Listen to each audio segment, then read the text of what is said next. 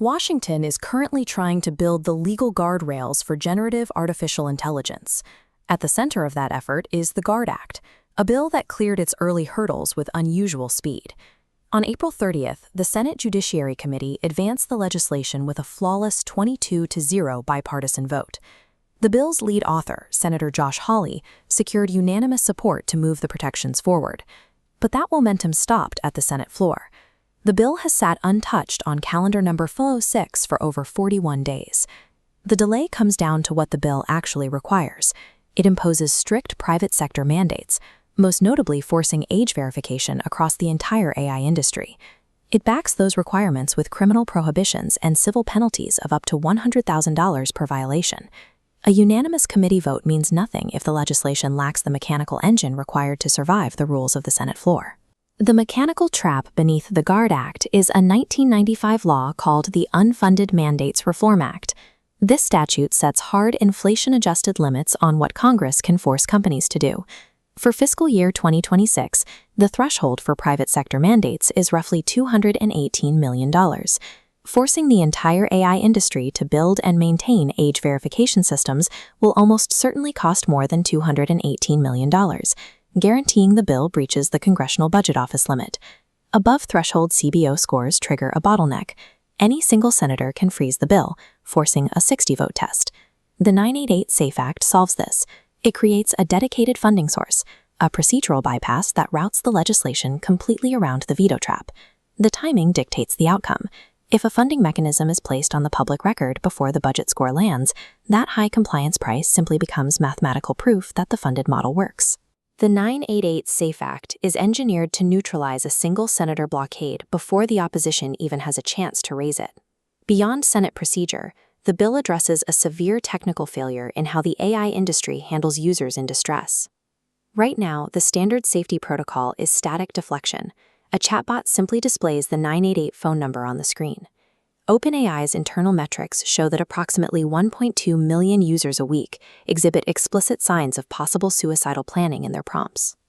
This graphic shows the collision between AI scale and human infrastructure. Left, 1.2 million weekly chatbot crisis signals.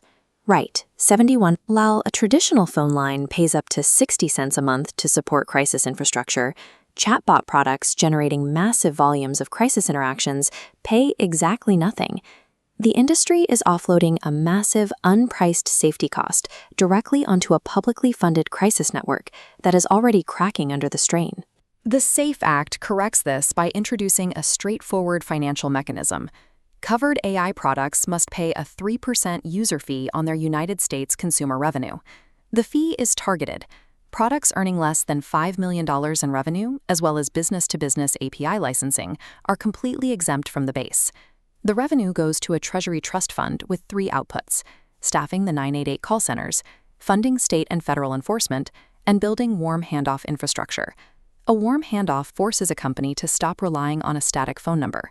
The product must execute a live, consented transfer directly to a human counselor, with a strict maximum latency of 5 minutes. The market proves this works. Timely Care acquired Alongside, a platform using AI coaches to identify risk, then automatically escalating users to licensed human clinicians.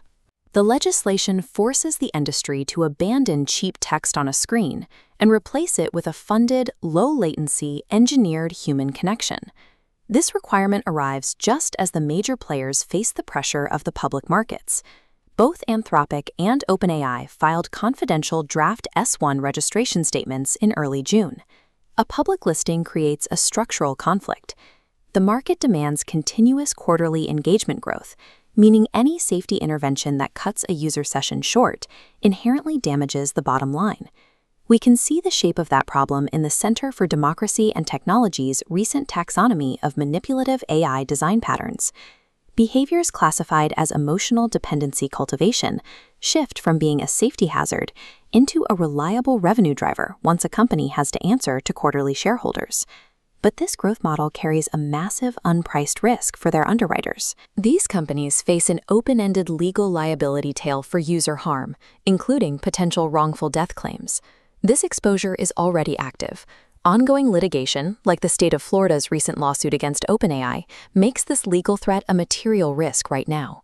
Before investment banks can underwrite valuations approaching $1 trillion, they have to mathematically quantify the financial risk of every single user the product fails to protect.